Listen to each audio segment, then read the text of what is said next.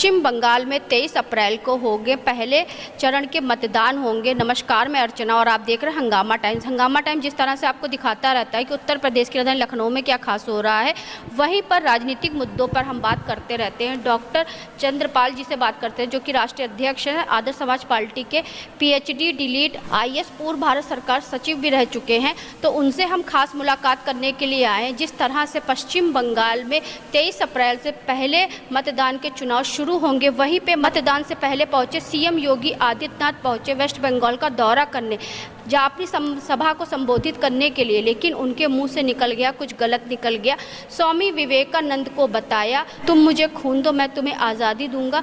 स्वामी विवेकानंद का नारा बताया, जो कि सुभाष चंद्र बोस का नारा है।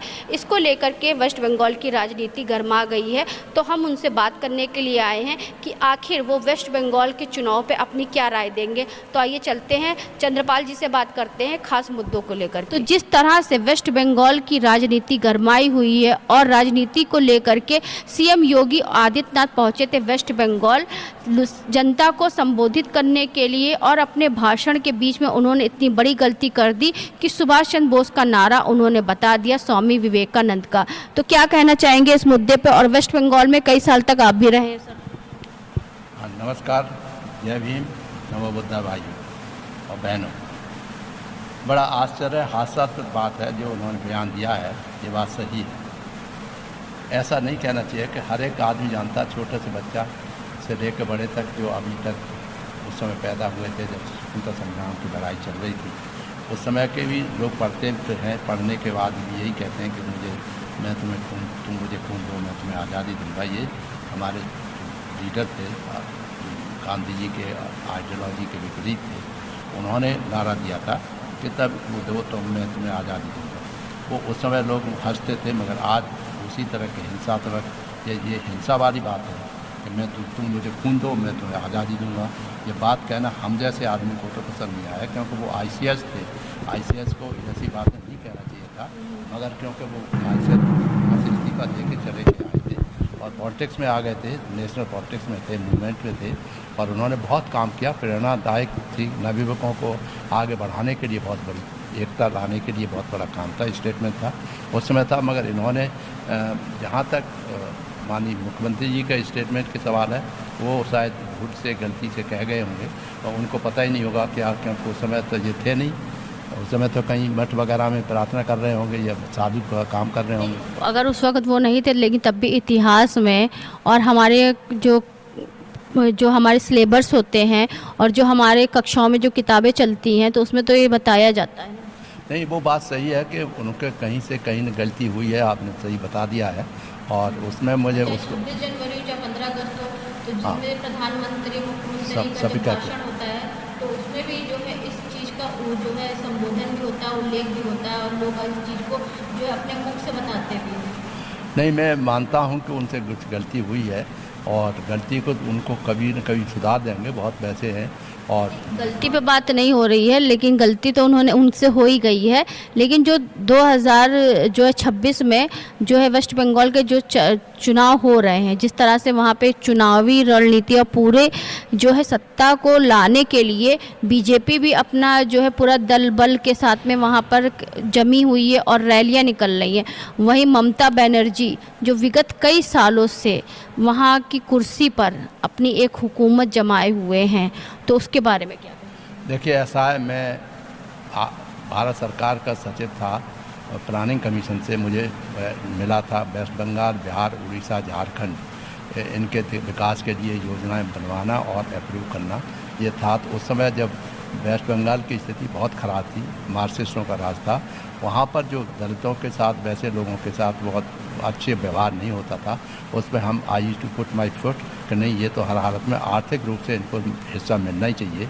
एंड वो जो हमारे मार्क्सिस्ट के सीताराम येचुरी थे, वो भी एक बार आके हमसे मिले भी थे, औरों से भी कहा उन्होंने कि चंद्रपाल की वजह से हमें धन नहीं मिल पा रहा है, क्योंकि हमने देखा कि दिसंबर जनवरी तक उनको धन नहीं मिल पाया।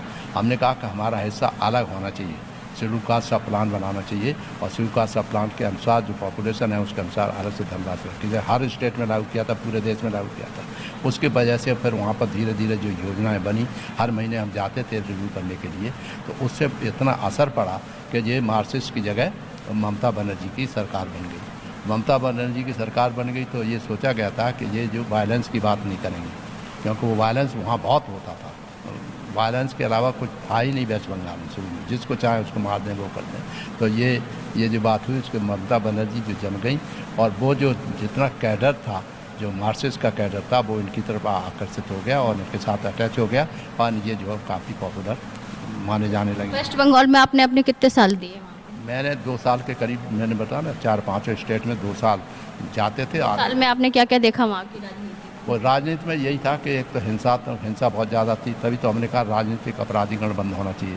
क्योंकि हर आदमी राजनीति में घुस रहा है, वो समझता है अपने डंडे के बल पे, बदमाशी के बल पे हम सत्ता प्राप्त कर लेंगे। ये हम उसके खिलाफ उसी तरह ऐसे बिहार में देखा, तो ये जितने भी स्टेट्स में हमने देखा, पूरे यूपी में पहले देखा, तो राजनीतिक अपराधीकरण मुद्दा है जो मेरे दिमाग में हमेशा छाया रहता है कि राजनीति अगर साफ़ सुथरी नहीं होगी तो समाज का कल्याण नहीं हो सकता, देश का कल्याण नहीं हो सकता। राजनीति के साफ सुथरी करने के लिए राजनीतिक अपराधीकरण बंद होना चाहिए। एंड उसमें एमएलए एमपी बनने के बाद अगर राजनीति में गुंडे बदमाशी एमपी एमएलए बन जाएंगे तो फिर यही हालत होगी कि जो हो रहा है। जो आपने आंदोलन किया, आंदोलन में गुंडे घुस गए और हंगामा हो रहा है, तो इससे जो देश का रेस्ट्रिक्शन होता है।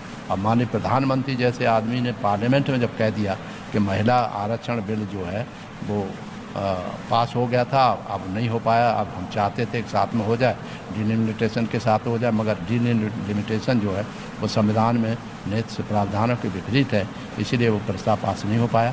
हाँ, ये भी सवाल करने चाह रहे थे आपसे कि जो महिला आरक्षण बिल गिरा, जिस तरह से महिला आरक्षण बिल गिरा, तो पहले हमने आपसे बात करी, लेकिन महिला आरक्षण बिल गिरने के बाद में कल के दिन जो है पूरे लखनऊ में पद यात्रा निकली और जो है सपा के खिलाफ, कांग्रेस के खिलाफ पूरे लखनऊ में ऐसे बैनर पोस्टर बीजेपी सरकार ने लगा दिए और जिस तरह से उनकी सरकार को, यानी कि सपा और कांग्रेस को महिला विरोधी सरकार बताई गई।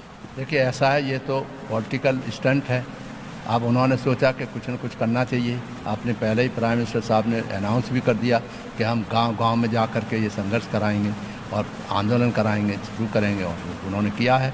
अपनी पार्टी का उनको एजेंडा है और इनको जो विरोधी बताना, अपोजिशन वाले पार्टियों को तो विरोधी बताना स्वाभाविक है, तो इसलिए कोई वो खास बात नहीं है। मगर मैं समझता हूं कि माननीय प्रधानमंत्री को तो देखना चाहिए कि जब प्रधानमंत्री ने जब अनाउंस कर दिया तो फिर अनाउंस करना कि अब हम घर घर गांव-गांव में यही बताएंगे, तो वो बहुत ज़्यादा अति दिखाई देती है, बहुत बड़ा कि एक्सट्रीम एक्ट दिखाई देता है। ये कोई एक प्राइम मिनिस्टर जैसे आदमी को, मैं समझता हूँ, मैं छोटा सा आदमी हूँ, कि नहीं शोभा नहीं देता कि आप जो आंदोलन करें, ये करें। अरे भाई, आपने बात कह दी, पार्लियामेंट में कह दी, बड़े जोर से कह दिए और लोगों ने समझ गया। मेरा जैसा आदमी तो सब समझ गया कि कारण क्या है, क्यों नहीं हो पाया। ऐसे और लोगों को समझाते तो वो ज़्यादा अच्छा है, रादर देन कि चलो सड़क पर दिखाई दे। तो यही मैं कह रहा हूँ, मैं लड़ाई क्या लड़ रहा हूँ, मैं कह रहा हूँ राजनीति में अपराधीकरण बंद हो। Supreme court has also said कि आप टिकट मत दीजिए, क्रिमिनल्स को मत दीजिए, मगर होता है वही है जो करना होता है उनको। अच्छा, एक सवाल और करेंगे आपसे। जिस तरह से मैंने अभी शुरुआत जो करी योगी आदित्यनाथ के भाषण को लेकर के, तो आपको क्या लगता है, जैसे कि वो वेस्ट बंगाल गए और वहाँ की जनता को लुभावने के लिए उन्होंने अपने भाषण बयान में बहुत सारी चीज़ें बोली, लेकिन उन्होंने एक ये चीज़ गलत चीज़ बोल दी, तो कहीं ना कहीं पलट जाएगा, विपक्ष में चला जाएगा? नहीं, इलेक्शन के तो वो जनता के ऊपर डिपेंड करेगा कि कौन किसको कितना पसंद करता है। मगर हाँ, ये ज़रूर है कि जनता ने जो रास्ता अपनाया है वेस्ट बंगाल में, ममता बनर्जी इतने दिनों से वहाँ पर राज कर रही हैं, उसमें कुछ न कुछ वो रहा है, अच्छाई रही है, गरीबों के प्रति उनकी हमदर्दी रही है। मगर ये साथ ही है कि वेस्ट बंगाल की समस्या यही है कि बाहर के लोग आके बस गए, तो होम मिनिस्टर कहते हैं कि मैं इनको एक एक चुन के निकाल दूंगा। ऐसे घमंड भरी बातें जो कही जाती हैं, उससे जो उनको असर डिफरेंट पड़ेगा।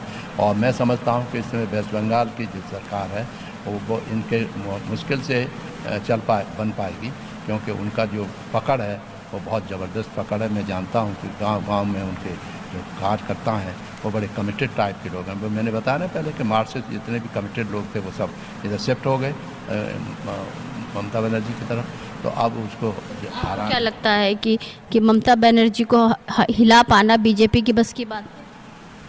नहीं, बीजेपी की बात नहीं। बीजेपी अपना प्रयास कर रही है, हर पार्टी अपना प्रयास करती है। वो अच्छा ही अपने बताते हैं, वो हिंदू मुसलमानों का कार्ड खेलते हैं, और हिंदू मुसलमानों के कार्ड खेलने से हर जगह फ़ायदा भी नहीं हो सकता। ये भी जाहिर सी बात है कि ये सब फिर उसमें तोड़ फोड़ करते हैं।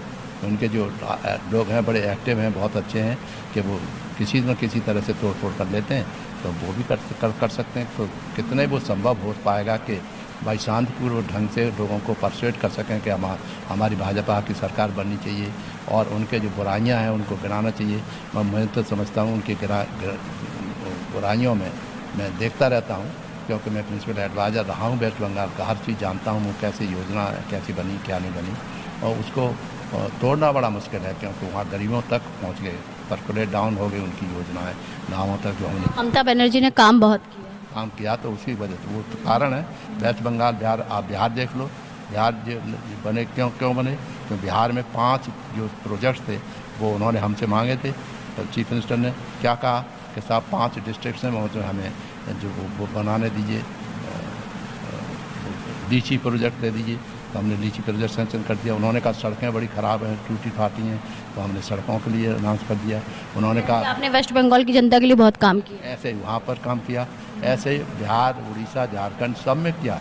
तो ये जो जितने भी स्टेट्स हैं, आपने देखा होगा झारखंड में बदल गया। झारखंड में जो बदलाव आया उन्हीं योजनाओं की वजह से आया।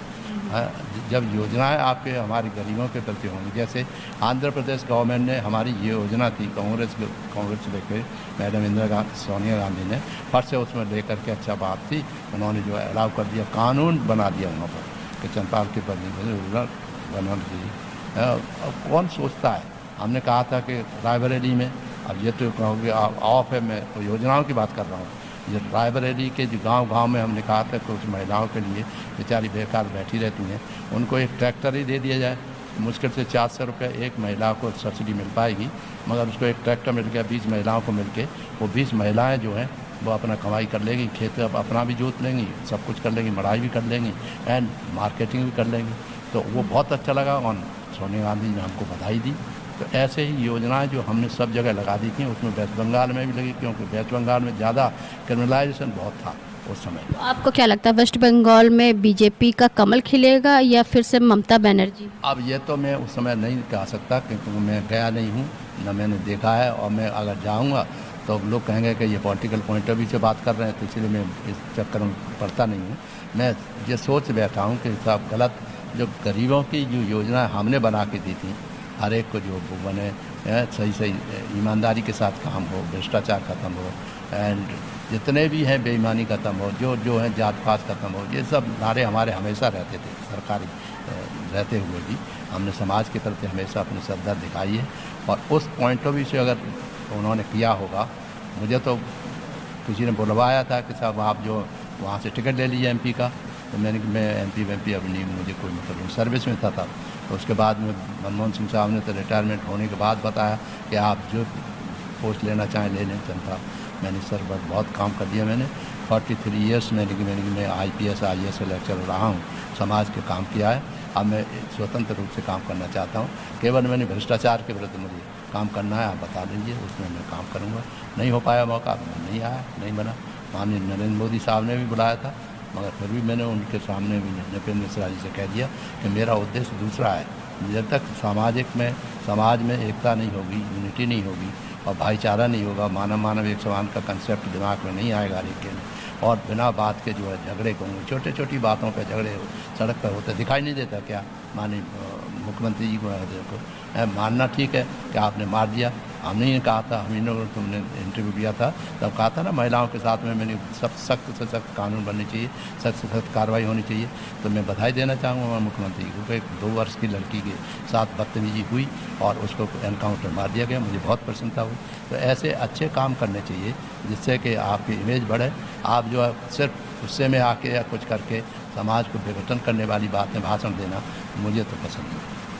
पश्चिम बंगाल के चुनाव को लेकर के खास मुद्दे को लेकर के हमने आज बात करी आदर्श समाज पार्टी के राष्ट्रीय अध्यक्ष चंद्रपाल जी से, जिन्होंने बताया कि उन्होंने अपने जीवन के कई साल जो है वहाँ पे वेस्ट बंगाल में दिए हैं और वेस्ट बंगाल में रह करके उन्होंने ज़मीनी स्तर से देखा है वहाँ के लोगों की दशा और दुर्दशा दोनों को, कानून व्यवस्था को भी देखा। तो वेस्ट बंगाल के चुनाव को लेकर जिस तरह से हमने उनसे बात करा तो उन्होंने अपने जीवन के कई अनदेखे और अनसुने पहलू साझा किए हंगामा टाइम से।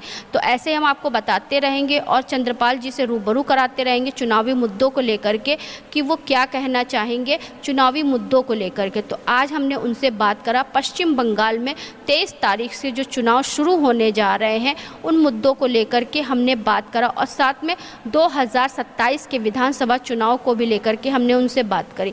तो इसी के साथ मैं अर्चना आपसे जानना चाहूँगी, धन्यवाद, बने रहिएगा हंगामा टाइम न्यूज़ के साथ में। ऐसे हम आपको दिखाते रहेंगे कि उत्तर प्रदेश की राजधानी लखनऊ में क्या खास हो रहा है। हंगामा टाइम्स की तमाम खबरों को देखने के लिए हंगामा टाइम्स को सब्सक्राइब कर लीजिए और बेल आइकन दबा लीजिए। अगर आपको ये वीडियो अच्छा लगा हो तो लाइक बटन प्रेस कर अपनी प्रतिक्रिया हमारे कमेंट बॉक्स में देना मत भूलें।